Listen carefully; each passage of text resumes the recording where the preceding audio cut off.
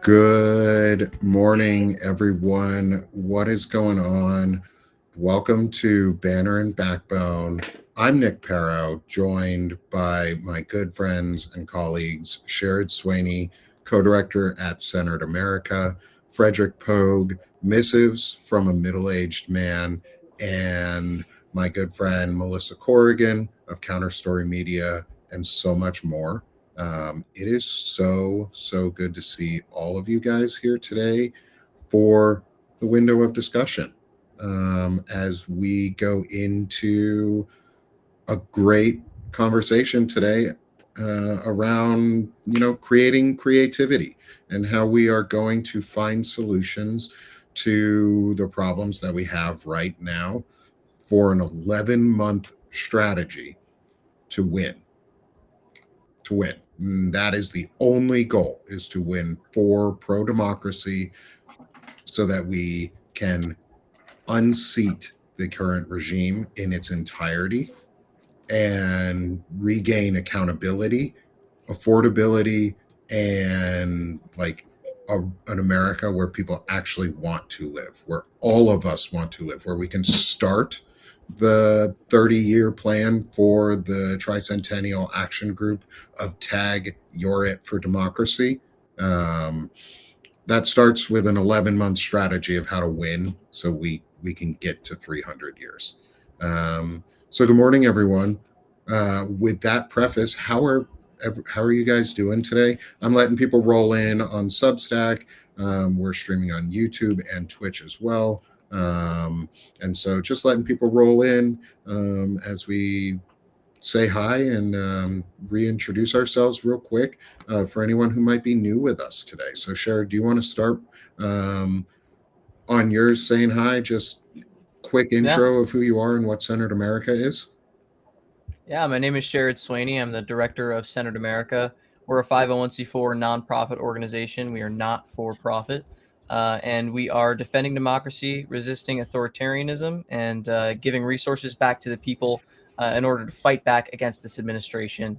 We put out a news report every single day, and we are actively making content and resources for people to fight back. Awesome. It's great to see you again, Sherrod. I know we didn't have you last week. It was a great conversation with Fred, Melissa, and I. So it's good to have you back with us. Fred, Can you introduce yourself too? So, good morning. I'm sure everyone knows you, but just in case. My name's Frederick Pogue. I write for Mrs. from Middle-Aged Man, and I kind of just write about politics, culture specifically. And I used to be a former Marine, so a veteran like my other two co-hosts. And I was an aviation manager, and I organized for Obama back in 2012. So, that's my claim to fame. Nice. Yeah. Well, it's good to have you. Good to have you again, Fred. Thank you, man. Great to be here. And finally, we have, if you don't know who she is, you're probably living under a rock at this point, is our good friend Melissa Corrigan from Counterstory Media. Can you reintroduce yourself for everyone who might be living under a rock and has not heard of you yet? I like my rock, though. You like your rock? Marine, so. You live under it or above your rock? Or are you like you like Patrick, where you like issued me a Latin? rock, and I like it, so.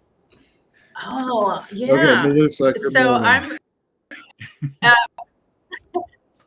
Good morning, I'm Corrigan with Counterstory Media. Our tagline is we exist to audit the existing narrative by telling the truth. And so I'm always on the search for truth so I can share it with you. My most recent deep dive was to Gary Burnson, the former CIA agent who is pushing us to war with Venezuela. So if you want to find out more about that, go check out that piece. Read through that, actually listened through that piece. Incredible. I need to go through it again. I know Arturo, I can't say his name right. I'm really bad at Spanish. Arturo Dominguez reposted your article in a note, and he even said he learned something. And if Arturo is learning something about Venezuela and Latin American politics, that probably means it's a really fucking good article. So go read everything Yeah. Melissa has or listen High to it. praise.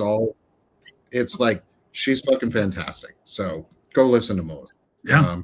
And then for those of you who don't know me, I'm Nick Perro, co-founder here at Banner and Backbone, as well as Sick of This Shit Publications. And I'm writing an article right now that's going to come out hopefully later today on Banner and Backbone. Melissa and I are going to be talking about it later today as well on our Vet Talk. Is around handling of unidentified persons in a supposed armed conflict, and where I come from on that, my background, and why. Um, and I want to make sure that we can simplify a complex topic into very easily digestible information for everyday people who might not have the same background that I do. Because I was in the Army, I am a trained human intelligence collector and have advanced training in interrogation techniques and in processing for biometric collection and other things for newly handled detained individuals. So I kind of have some background. I know what I'm talking about. And I have experience with this because, I'm not in jail for doing my job. And so I just want to make sure everybody knows the truth. So you did it That's correct. part of our creative solutions. Is like creativity is us taking real complex things that we know about and finding creative ways to simplify it for others around us. So maybe we can start on that as a starting point of how do we, in the next 11 months, what is the most impactful thing? This will be my question. In the next 11 months, what's the most impactful thing that each one of you think you can do to save our democracy? We have 11 months to save our republic. What do you, in that time, what is your plan? Fred, you want to go ahead. So I've got this to start this for everybody listening. And I would say, and as a former political organizer, stop listening to anybody who's a naysayer right now that tells you it won't work. Right? Because if you look at past elections, every time that there has been a shift that has taken on the status quo, some organization or somebody has come up with something new. It's not completely radical, but it tweaks something. So for Obama, it was email and texting. That no one had done that before in 2008, and OFA did it, right?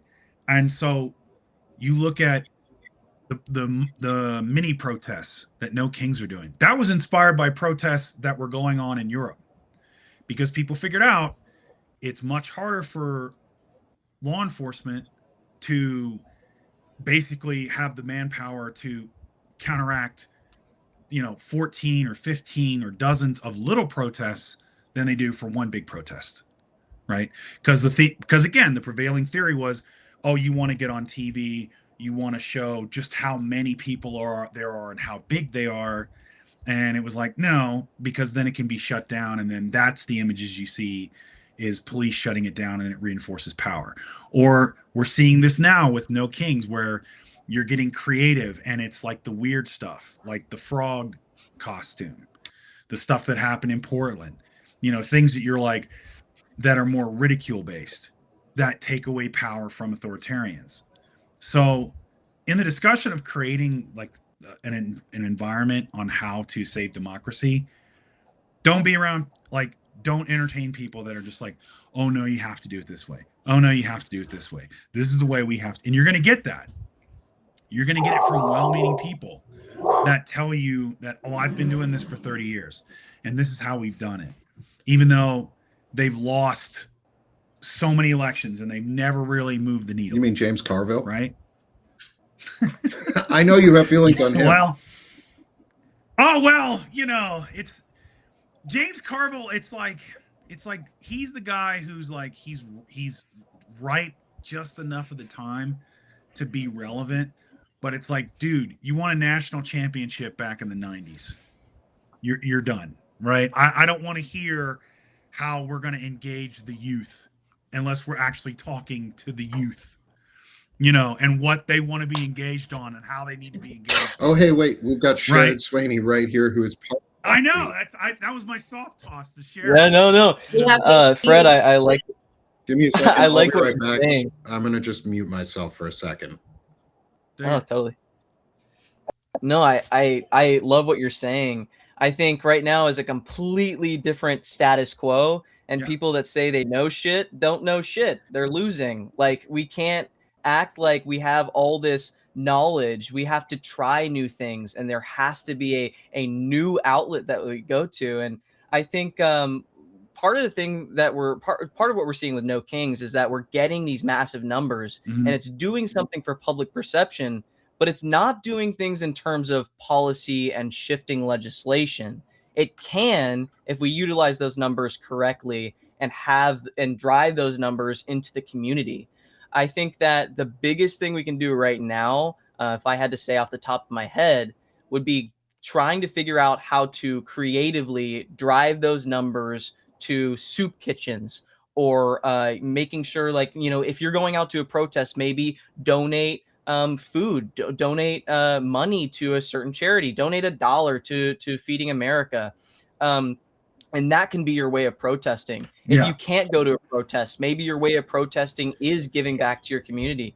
And I think that can effectively create kind of a government under the government. We are becoming the government. We are filling up the gaps, I would say, that the government is not filling. And so with the Feeding America thing, just so everyone knows, I put up a QR code in the top left corner of the screen. I'll move it to the top right because I know on Substack it's hard to see in the top left because that's where chat is and where the subscribe button is. So hit that subscribe button and subscribe to everyone today. It's a free subscribe. That way you can follow all of our work, and it's super easy if you're on Substack. And if you're able to, get that Feeding America QR code, scan it, and donate. Donate through the Banner and Backbone Substack Scribes overall team. Our goal is $20,000 raised for Feeding America, which would feed 200,000 meals or create 200,000 meals. We're over halfway there.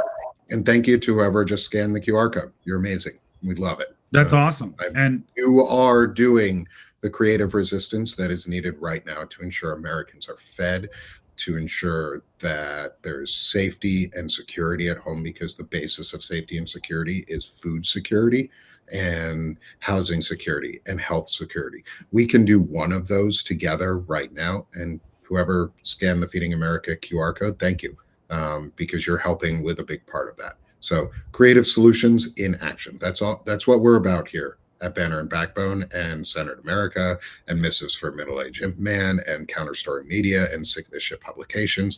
It's all about creative engagement and creative solutions. So thank you. I also, Fred, one little question, because you worked organizing for the Obama administration back in 2012. Yep. I think you said. Mm-hmm. So a big thing that they utilized was personal network templates. Mm-hmm. And I think we can do something very similar where it's, gather 5 people and text them to vote for a certain candidate. It's like we can take these 10 million people that we're getting for No Kings and have at least one of them have a conversation, have a conversation with somebody that that might be a naysayer, and have that kind of connection to here's why you should go out and vote. I think that's an awesome point, because so I organized in the Tennessee 1st District, right? It was Phil Rowe at the time when I was organizing back in 2012, and that was just when you were like big data was starting to become a thing. And so the person I worked with, we were doing a state level campaign, and we dug into the numbers, and in Washington County, in the Tennessee 1st, right? So the biggest county, the most populous county in Tennessee, East Tennessee, in that district, the eligible voting rate was only 30%. And there's all kinds of reasons you see that depressed turnout. That's why this recent special election with Afton Bain, I think her name is, Yeah. and was such. I mean, it was a plus 22 district, and she like basically I think cut that in half. And had they not had the insane voter suppression going on, we're looking at a different thing, you know. And so what you're talking about, like, is super, super important, is because if you can get 5 other people, that's what they call in the military a force multiplier, right? It's not just you. If you get 5 others, you know, you've basically turned out 5 other votes. Whereas if you hadn't done anything, if you'd have just shown up and done your civic duty, I mean, yeah, that's good, but this could be better. And there's other ways you can have an impact, like with what Melissa's doing with sort of the citizen journalism, because you're seeing that now more and more with ICE and people using their camera phones and being on TikTok. Like, so how did you get in? I'm kind of fast. I don't think I've ever asked you this question, Melissa. How did you get into that? Like how do you go about, like, you know, hey, I've got this thing where a Substacker I really respect, Arturo Dominguez, is like, oh my God, I learned something, you know, which is high praise, you know. And for those of you who don't know, Melissa Corrigan is the reason I have a Substack. Like, you know, and my second piece was inspired by one of her pieces. So, you know, but yeah, and Melissa like, Corrigan's one of the reasons I have such a big Substack now too, is because she introduced me to Dana Dubois and Lawrence Winterman, and Lawrence is one of the co-founders here at Banner and Backbone. And so Melissa is a huge, like, centerpiece for a lot of us. And we're building a community around the work she's doing in a lot of ways. So Melissa, high praise all around. Like, Yeah, just high praise for you. You guys are making me blush. So I actually, minor in college was in journalism. And so I've been doing, I've been pursuing a long time, because I was a single mom for so many years. I couldn't pursue that professionally. I had to actually pay my bills. But even during that time, I were the Examiner covering the Occupy movement in Charlotte. That I lived right outside Charlotte. And that gave me a great insight into the crossover between, because I've talked over between being a citizen and being a journalist, when I am by nature an activist and I am by nature a journalist. And I dig and dig and dig for information. So walking that line has always been a little bit challenging, but I think walking in recent years, particularly in the past year, is the entire industry is confronting, where do our nation is falling into authoritarianism? Where do we individuals fall if we consider ourselves journalists, but we also consider ourselves activists? And we are developing what I believe is I think we're shedding some of the restraints of journalism, of historicism, because when we are at a rally and we, like I said before, the incident where there was a conservative content that was clearly trying to instigate stuff with people, and he was particularly targeting after no one was giving him any energy, he began intentionally targeting Black men with his questions with an intent to rile them up. And there quickly became a situation where someone was going to swing on this young man. And all I did with my camera up was step in between them.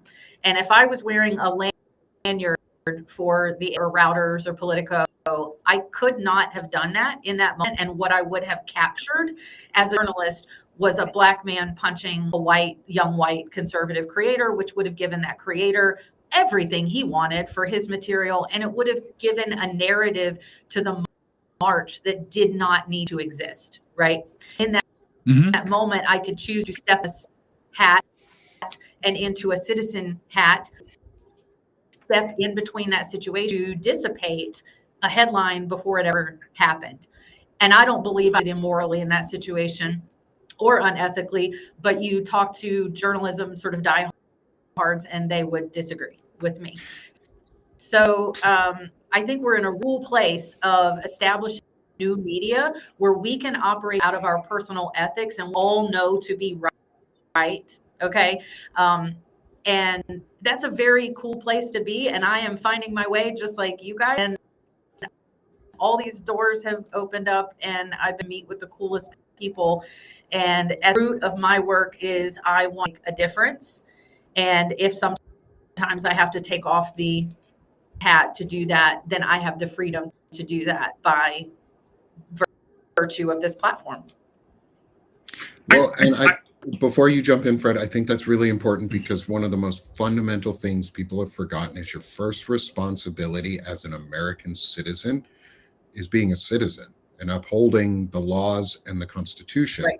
So no matter what, your primary role is to be a citizen, not a journalist, not a politician, not a public servant, not whatever our roles are, not a media influencer.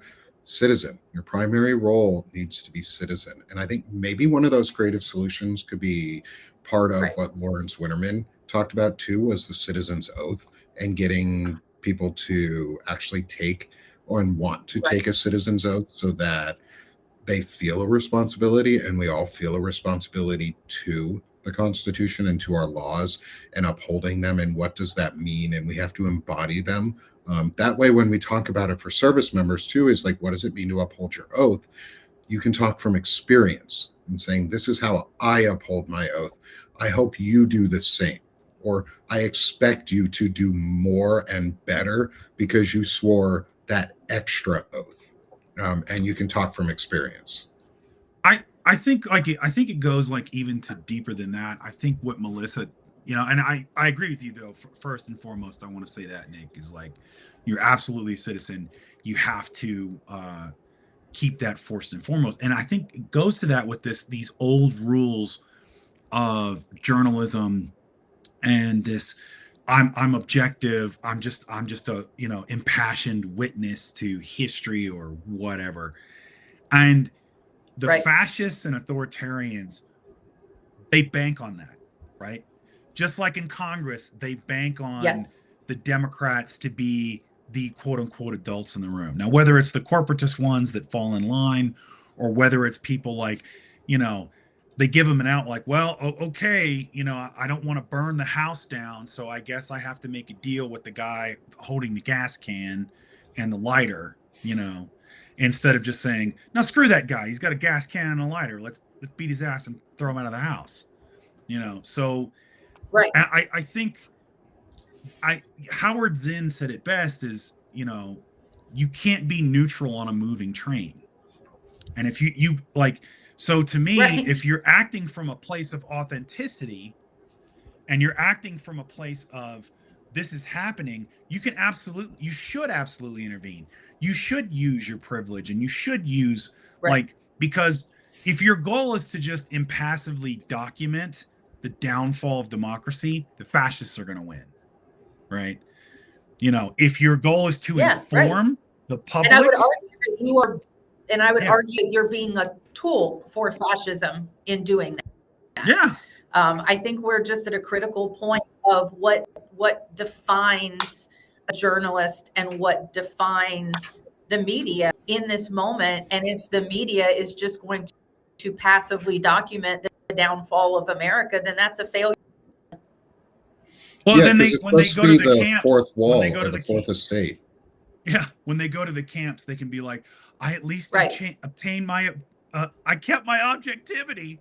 Yeah, it's great. Fantastic. Yeah, great. Your objectivity did you so much good because you didn't uphold the first part of all of it, which is you're a citizen and you need to uphold the laws of the nation before your stupid job.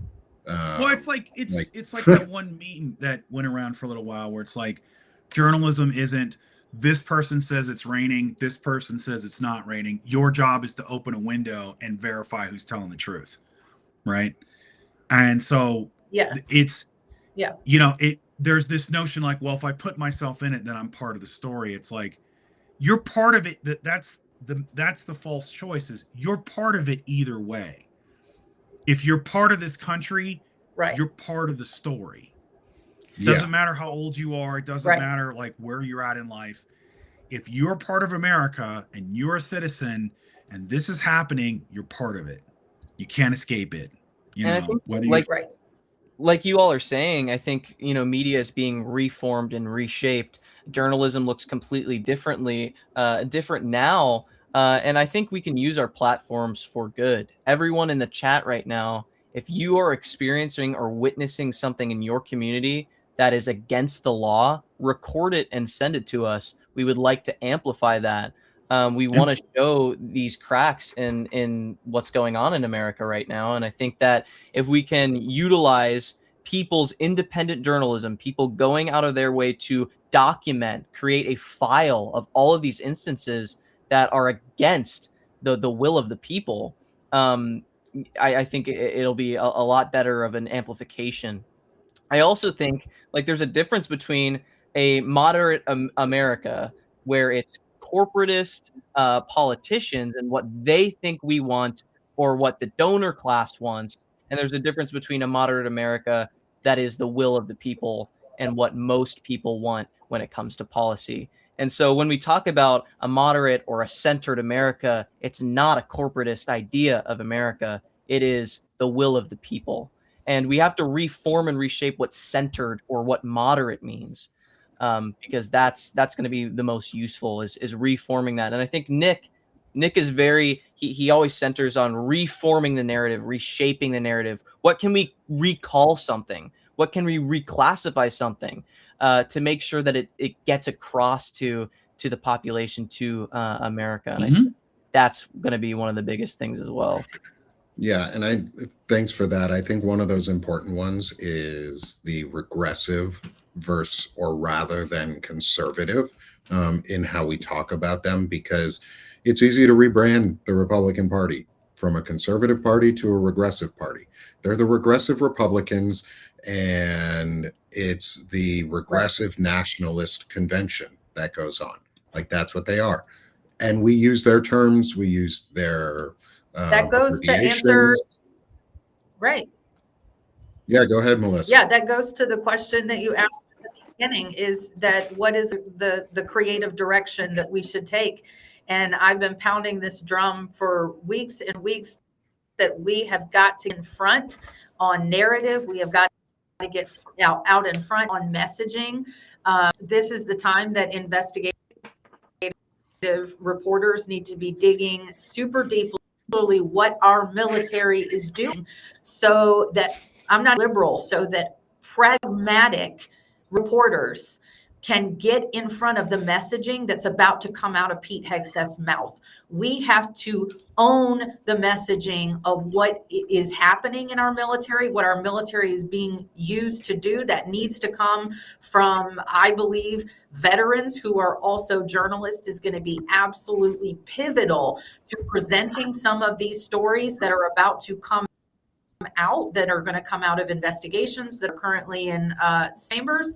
About to see a lot of information drop on these boat strikes, and we have got to get in front of the messaging before Hegseth spins a narrative that all of MAGA is going to repeat. We have to get in front of messaging. And I mean, the military is just one aspect of it, but this is a piece where Democrats have always struggled. We have to fix this. Like Chris Goldsmith said, to be on offense. We've off our back foot and get out ahead of. It's funny how this is shaping up, because man, it is like a bad Hollywood remake. I can't wait for them to trot out, if you're not with us, you're with the narco terrorists. It's like, oh, okay. Right. Yeah, the ones with the outboard motor that would take like 78 times to refill to get to the US. Okay. Yeah. Who, by the way, I'm not referring to them ever as narco terrorists, because they're unidentified persons until further notice. We don't fucking know. Like, we don't fucking know who these people are. We don't know who our government is just murdering. Like, this is, I put it out yesterday. Not just murdering, they're ruthlessly murdering. They were clinging to the side of the boat while the boat was on fire, and they struck them again. Again. Fog of war, which is in does not fucking exist. does not Yes. fucking exist. Fog of war does not exist in an age when you have radars and systems that can see through fucking anything. Like, fuck off, Pete Hegseth. I hope it's you enjoy prison when you go. Like, that is my new testament to Pete kill them all. Hegseth ordering kill them all, and now claiming fog of war. No, now they're shifting the narrative and saying bullshit. It was the admiral. Yeah, they're trying. Yet there's reporting that has now come out that it was presidentially authorized, which means Donald fucking Trump signed off on kill them all, which means from the top down, they are liable for fucking murder. I want to put this out there as like, because again, I always go with I never try to ascribe it. I try to avoid ascribing intelligence where there isn't any. I literally think it's just Donald Trump's such a fucking sadist, and because again, he R words little girls, so he likes it when people blow up and die, and that's why he gave the order. And Pete Hegseth's such an empty suit soul, just that like he's just like he doesn't really have any like guts. It's just where alcohol sloshes around when he walks, and I think he's it was just like, this will make the boss happy. I think that's why that Franklin the Turtle thing, why he meant it as a joke, is so telling. That's the level of strategic and seriousness that we have with this administration. They think it's a freaking game because they're so disengaged from it. They're so far away from the psychological impact that they're not stopping to ask questions. They're not stopping to weigh the moral implications. They're just like, oh, okay, yeah, like we'll just blow them up, and it's like, there you go. I'll get so Donald Trump can get a chubby before he goes and falls asleep in a cabinet meeting. Like, that's the level of moral seriousness we're dealing with for our country, and that we're asking the men and women of the military to do. And you're right, Nick. The only way we stop this, everybody from the top man to the trigger man has to be held accountable. The position, right? And I think that's the part that pisses me. The position that we're putting our military personnel when the highest leader thinks everything's a joke, and they're going to go play their own personal game of battleship, so they move all like they think is fun, and Pete Hegseth think this is like in Call of Duty, kill them all. Thing you say in Call of Duty, not as a serious military, actually, maneuvering or military. And so now people and there are people that are beginning to reach out from these ships that are positioned in Southcom, reaching out for legal advice and representation. That is extraordinarily telling. I served during Operation Iraqi Freedom, and I don't know of a single person that reached out for legal representation on how they should proceed, in following orders. That didn't happen. That's unprecedented to me. And Nick, since you did human intelligence in the Army, how smart is it if you're really attacking narco terrorists and you have 2 survivors just to kill them and not take them prisoner and not, get some intel out of them? Well, not even that part. Let's go back to the boat strike where there were 2 survivors. And the Navy did bring them on board. Marines did bring them on board to a naval vessel. We know that. That's like public knowledge. We know this shit, that they were there, and then they were extradited back to their home countries. Both were injured. Both were taken aboard. And then we haven't heard anything since in the public sphere. As a human intelligence collector or prior intelligence collector, and someone who has in-processed and done medical and biometric screenings and identification screenings for detained individuals, you do not just fucking release them. That is literally against the law. You have to treat them. And if they are going to be extradited and released, they have to be done so through a very judicious tribunal that has to be approved, not just Pete Hegseth going, yep, you're free. No, there is regulation on how the tribunals are set up, what a tribunal looks like, who can authorize the release of individuals. There is a paperwork trail that goes through. There is personal and biometric data that is supposed to be collected, saved, and put into a system that can be later accessed for intelligence personnel and personnel reasons to ensure that people are not medically abused, so that we can gather correct intelligence. We know who we're speaking to, where they're from, what they're about. There's been no release of information on these individuals, what their names were, what they looked like, what countries they really belong to. Did they truly belong to Ecuador and Colombia? We don't know. They weren't Venezuelan. Like, I think one of them, I think it was Ecuador and Colombia, not Venezuela, that these were from. Wow. And so the thing too, on top of all of this, and Melissa and I are going to talk a lot about this later today, so I won't get too far into it, is we're not in a true declared armed conflict. Congress has not done any approvals or appropriations for an armed conflict.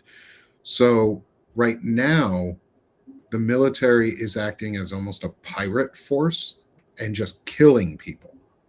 And Pete Hegseth is acting less honorably than the most vicious pirates in history acted. Yeah. And that's how we need to be talking about them too, is he's a pirate right now. Like they're just attacking people who we have no identification of. But as a intelligence collector, it is so fucking stupid if these people were actually narco terrorists, because how you get bigger fish is you start with small fish. You create a network map of people, which we see all the time. We release this stuff all the time. Everybody sees this all over the places. Who was talking to who with these cell phone records, and we saw it with the January 6th investigations. There's network and association maps that get created by analysts and intelligence collectors so that we know who the little fish are, who the big fish are, who the top fish are. You have to get the little fish if these are narco terrorists. And if there was intelligence reporting collected, that needed to be saved and put into the system. And if those records for some reason are not there, that is a really, really big violation of law. And that would have to be authorized at the Secretary of Defense and presidential level. Like, you cannot authorize lower than those two levels to delete information. And you really can't even do that. Like, there's some really strict regulations on deleting information, because that's called a fucking cover-up. That's called a criminal conspiracy. So if things like that are happening, I wanted to address somebody, what the fuck, narco terrorist anyway? Can we please stop accidentally legitimizing? Yeah, like I've said yesterday, I said, if we are legitimately blowing up boats that are laden with kilos and kilos of cocaine, heroin, whatever they're alleging is on, number one, now we have an environmental disaster. Because can you imagine Kosh announcing that we're fighting cocaine shark? Can you imagine it? Because I could fuck, right? Cocaine shark in a tornado. Not only that, if they're legitimately right, if they're legitimately saying that these are narco terrorists and they are carrying kilos, be washing up on the shores of the surrounding countries. They are not. Yep. Also, we are exploding allegedly cocaine into our international waterways. And so, environmental groups for this. So where is the actual evidence, scientific evidence via drugs in the water, drugs washing up on shore? Where's the evidence that these people are narco terror transporting drugs? They've provided evidence of that. There exists no evidence of that. Yeah, there's been not no only that, but congressional review, no congressional approvals of any of these strikes either. That's the thing too, is they have to get congressional approvals in an armed conflict for these strikes until Congress has approved it as a legitimate armed conflict. And that's why I'm we need a saying war powers resolution. that, yeah, for war powers. Like, that's why I'm saying specifically alleged narco terrorists. I believe they are unidentified persons. So as far as I will go even further and just stop using the term altogether. These are unidentified persons. There were two of them that were brought on board a naval vessel. We don't know their status. There were two unidentified persons who were survivors of a strike on an unidentified boat in international waters that we then blew up a second time. Those are called civilians. Right. They are not enemy combatants. Those, Yeah. when we're not in a declared official armed conflict, are That called part. civilians. This isn't even You through the can't just AUMF. kill Like, fucking civilians. this isn't even this is even the AUMF, right? I mean, you think about like all the little bit of the scandal it was when it was finally revealed that we were in a covert war in Yemen, you know, and we were going after terrorists, but we had like the okay with the Yemeni government, right? And even that was kind of problematic, you know, because it's like here's the U.S. conducting a secret war in Yemen, you know, and this is so far even beyond that, right? I mean, I really think it's like go blow up some boats, and that's what it is, you know. That's all it is. It's just because if you really wanted to, like, if they were even really wagging the dog here in a smart way, we would see pictures of, if they were narco terrorists, man, with the forces we have, the naval forces, you pull up, you take them, you'd see it would be like the South. It'd be like the old Florida police drug videos bust where they where take it's pictures. like piles of cocaine and people handcuffed, and it's with art, like it would be photo op and propaganda. But It'd we're be not Christy seeing Nome in front of Saycott Right. and a bunch of prisoners. we're not seeing any of that. None of that. Nothing. And I wasn't in the military, but the U.S. is the most wealthy and developed nation. To kill 83 people, it takes very careful consideration, and it's not. They're treating like it's nothing, and they're laughing about it. So it's like that's what's in front of our face right now. let me put a finer point on it, Sherrod. Like, Yeah. we are the most powerful military force in the history of humanity, right? Nothing on this earth has ever been more powerful than us. Now Ukraine may be more advanced when it comes to drone dominance, which old Petey Hegseth, he came up with that term, and he's just like, we're going to do this. It's like, well, then you need to fund Ukraine because they're the ones that are doing it, right? Yeah. Go talk they'll to the give us people tech who are back doing for it. Go study Operation Spiderweb and then get back to me. But the fact, Reading's to your tough. point, Sherrod, the fact that we're doing this, right, is so laughable.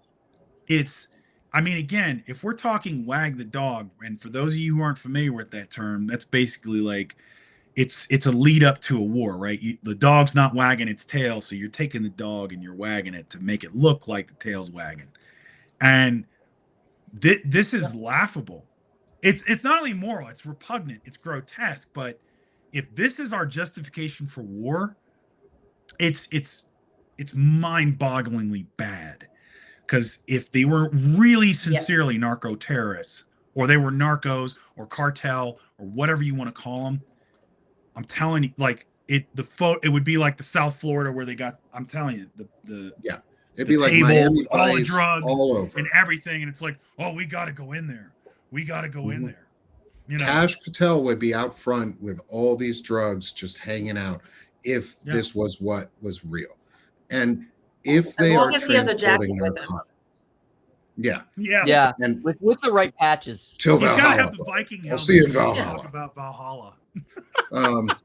And if there were narcotics, like if this is actually a narcotic smuggling operation, that's not, the U.S. law does not have the penalty of death for that criminal offense.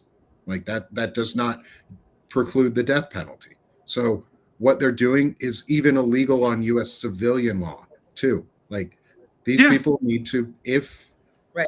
and no matter what, we're blowing up ships in the middle of the ocean.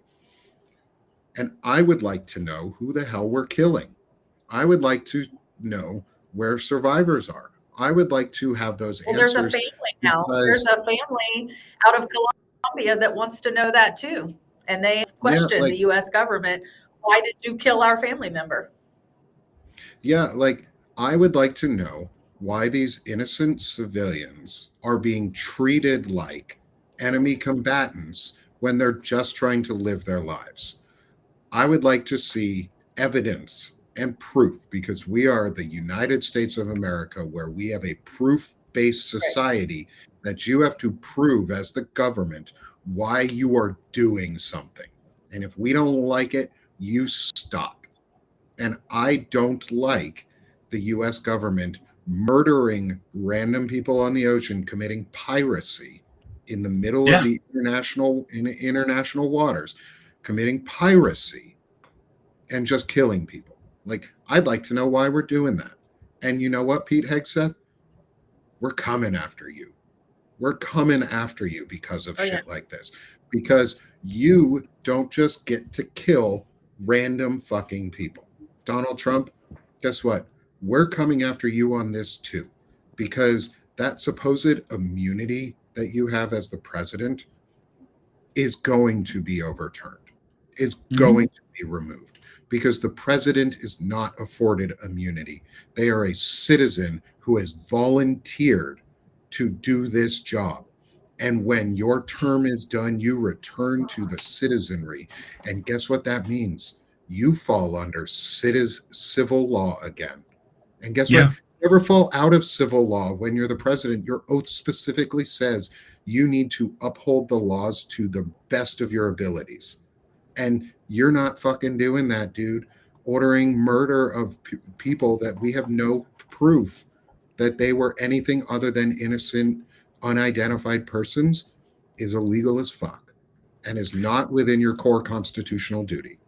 I think, like, I totally agree with you. I mean, it's I'm a constitutional. Why would you need that? Why would, if what you're doing isn't wrong and it is lawful, why would you need that ruling? Why? Yeah. Other presidents have been just fine, without it. Like, except maybe Nixon and maybe George W. Right? Yeah, but even Bush Bush was fine for the most part. Yeah, like, for the most part. I mean, immunity. And that's it. And so if you don't, unless you're doing something highly, highly legal, then you don't need it. And to Melissa's point, we're going to see this propaganda that's going to come out. I really don't think that they're trying like everything else. They're not trying too hard because they've gotten away with it up to this point. They're going to want to invade Venezuela for the oil. So it's the same. You saw the same kind of thing in the Ukraine proposal that came out of Russia.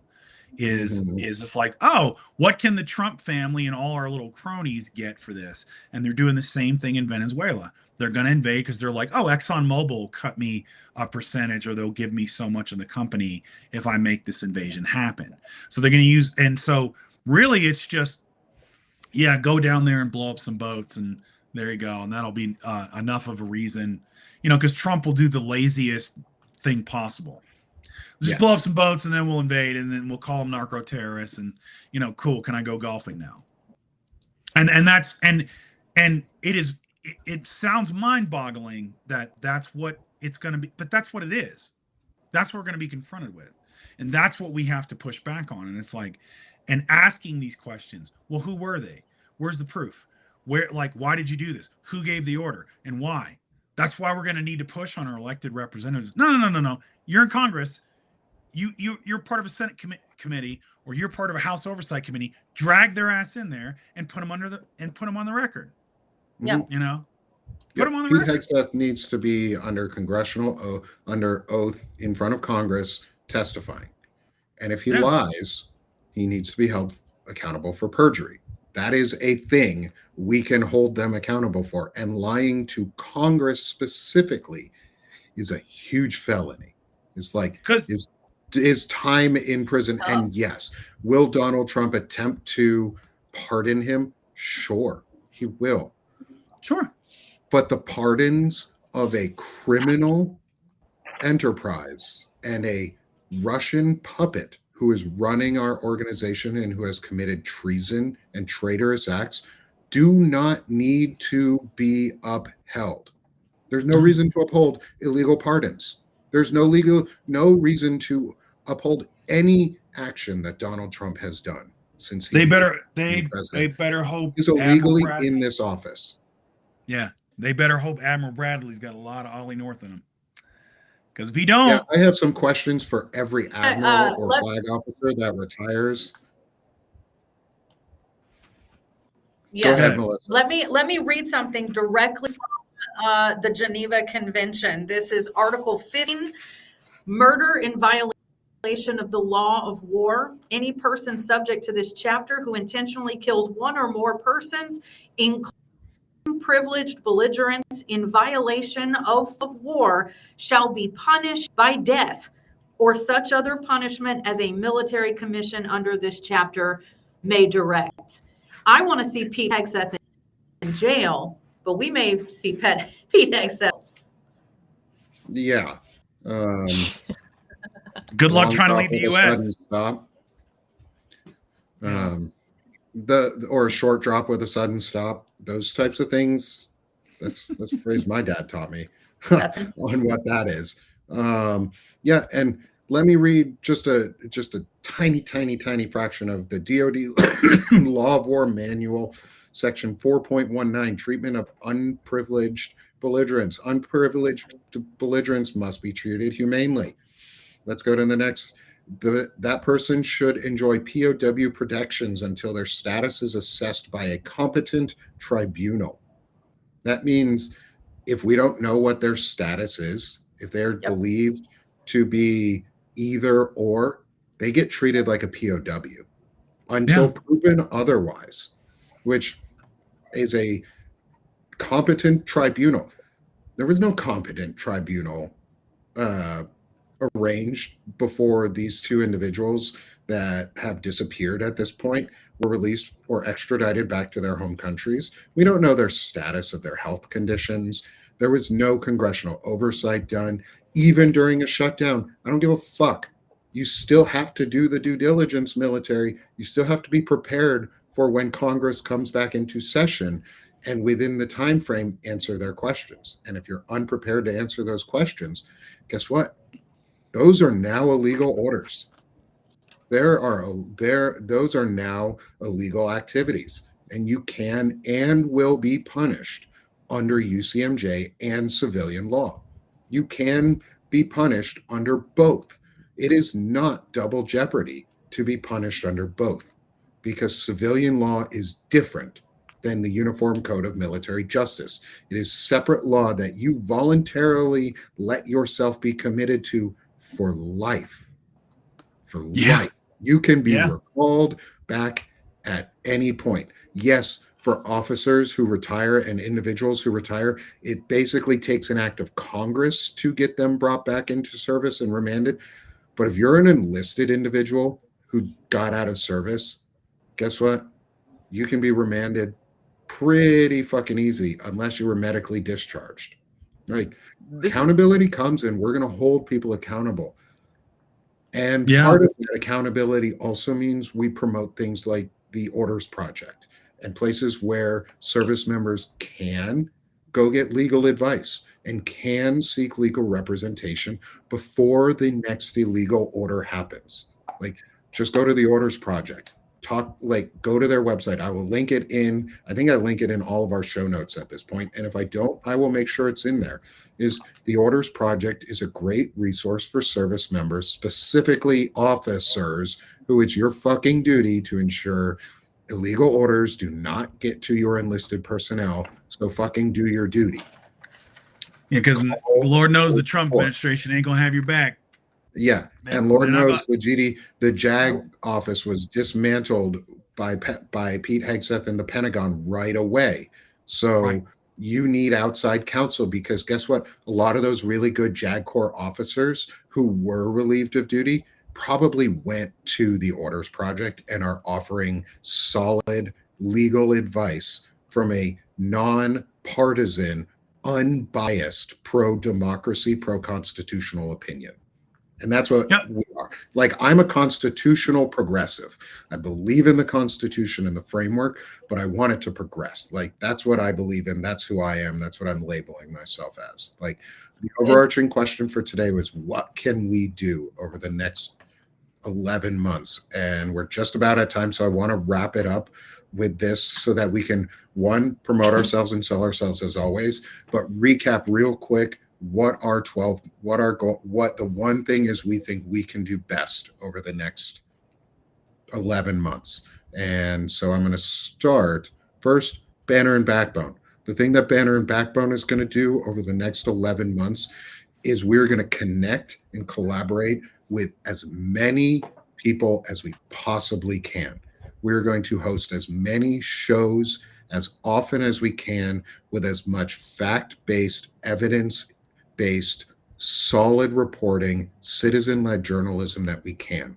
We're connecting people with creators that they otherwise wouldn't have met. We're connecting creators with other creators that are now building shows together and doing work together. And we're building the teams that can support Melissa or Shane Urich or Fred Pogue or Centered America and support Sherrod and Gavin. Like, we are building those teams. That is our goal. That is Banner and Backbone's goal.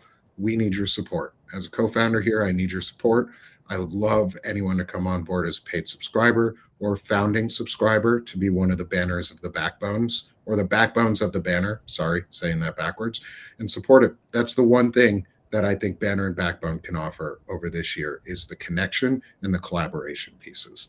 That's not for me specifically. I'll go into mine afterwards, but I'm going to I'll do mine while I got it. Hold on. Let me find the QR code. Sorry, everyone. My one thing, as Sick of This Shit Publications, is on that frame is wordsmithing and messaging.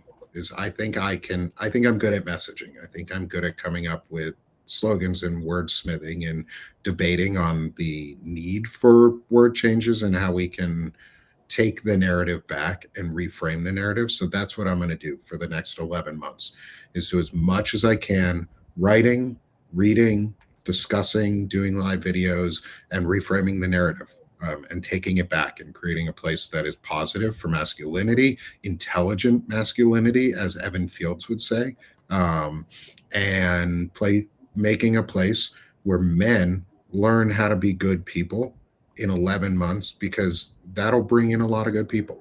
That'll bring in a lot of people who are not voters. And that's part of it, is bringing in more, not just MAGA, but all the apathetic folks, and giving them a place they want to be. So that's Sick of This Shit Publications. That's what I'm going to try and do there too. Next, Centered America. Yeah, so I think the next 11 months, we're going to be working on trying to drive the numbers from No Kings into community building. I think that if we try and attempt to work with people, those numbers, bringing it back to the community, creating personal network templates where people are jotting down 5 friends, 5 groups or organizations they can call, 5 family members, neighbors, professional contacts, 5 of each, and then having that conversation where we can really shift the narrative. I also want to work on citizen journalism, citizen-led journalism, trying to get our organization, the people that subscribe to our organization and in our organization, to send us anything that they feel is a breach of the will of the people. Love it. Thank you. And I highly suggest everyone go become a subscriber with Centered America, free or paid. They're doing incredible work. And they're 2 young men who are taking the reins and trying to drive from their age group too, and build something that is sustainable and is grassroots. So go support Centered America. We love them. And I will always advocate for the work that they're doing. Next, my good friend, Fred. What's up, everybody? So I'm doing Mistress from a Middle-Aged Man.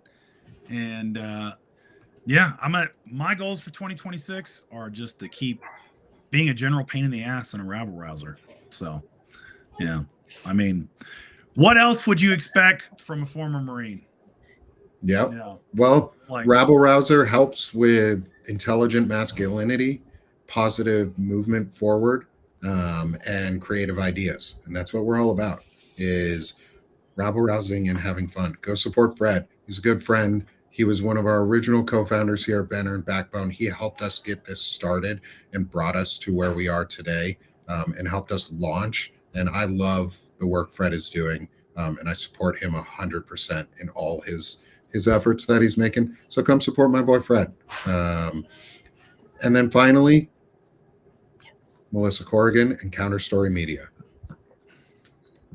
Thank you so She's much. a little, Yeah, I Yep. am I'm going to continue the pursuit of truth and bringing that to you. I am committed to being on the ground in DC at least once a month. November, I was able to go twice, which was awesome. I was at the November 5th kickoff of the Sustained Resistance Movement, and then at the rally on the 22nd, where Dropkick Murphys played for us. And if you didn't see Dropkick playing to an audience of mostly boomers, it was worth the entire trip to DC. It was pretty amusing. But so I love being able to get on the ground and bring you directly into those rallies and protests, so you feel like you're there, and so that you also see for yourself positive, uplifting, peaceful, non-violent protests, so that you don't fall for any narrative that may come out of the right that Antifa is destroying DC or any, because you see direct, and through my camera lens, what's going on live. And I'm going to continue bringing the truth in as real time as I possibly can to keep the American citizens informed, updated, and empowered. And including Melissa does some incredible investigation into her own work and the resources that she partners with. And we've helped find things that are not pro-democracy and not helpful for us, such as the Revolutionary Communist Party and Refuse Fascism, versus Remove the Regime, which is what you want. You want to be part of the Remove the Regime movement and not Refuse Fascism. Why do we know this? Because Melissa found it out. Because we have good friends like Christopher Goldsmith and people who understand what's inside these networks and who these people are. And Melissa self-evaluated, changed course, changed the media story, countered the story of RevCom, and moved forward. So go support her work, because she's intelligent, she's smart, she self-corrects, and she's doing good fucking work. So hands off to Melissa, like hats off to Melissa and all the work she's doing. And then finally, he's not here, but his name is on the show today. He wasn't able to make it due to weather. Is our good friend Evan Fields over at News from Underground. He is another intelligent, masculine man who is trying to help bring about a better manosphere and a place where men can positively be men and reach others in a positive way. He's also an Army veteran, good friend, and I support his work and what he's doing. He writes incredible pieces. I've been on his midweek burn. I was on last week. Shane Urick is going to be on here soon. He's got Rick Wilson coming on from Lincoln Square. He's also a contributor at Lincoln Square for articles and appears on some of his shows. So go support Evan, help him build up his network too. We love having him with us when he's able to make it for these discussions and other events. And so that's the big one, is all of you, please come support all of us. If you're here in Substack, there's 249 of you right now. Go hit that subscribe button in the top left corner real quick. It's a free subscribe to everyone. And if you have the ability, go subscribe to any and all of us for paid subs. They really help, especially right now. We're not in competition with each other. We're building each other up, and that's what it's all about. It's community versus competition. And we've got a community, because that's what democracy is, and we can get there. So 100%. 1 year, we got 11 months so that we can get to our tricentennial action plan. And this has been an incredible show. Thank you guys. Thank you all for being here. Thank you everyone in the chat. And tag You're it for democracy. Go out and do something actionable, everyone. We'll see y'all later. Have a good one.